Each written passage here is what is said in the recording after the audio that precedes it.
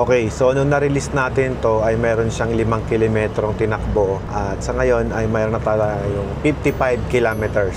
Total na tinakbo natin ay 45 kilometers mula dito nung nagkarga kami. So, ang ibig sabihin, magkakarga ulit tayo dun mamaya sa Carmen, sa Alcala, Pangasinan para malaman natin kung gaano ba katakaw itong Toyota Tamaro na to. Malakas nga ba siya sa diesel? Malaman natin yan pag nandun na tayo sa aming bahay. Siya nga pala yung pagpapatakbo ko guys, hindi ko siya binibaby, no? Binabanat-banatan ko din. Kumbaga yung normal speed dito sa Pilipinas. Hindi yung mabagal, hindi rin sobrang bilis. Sakto lang. Yung safe lang ba? So, nasubukan natin ang expressway plus traffic.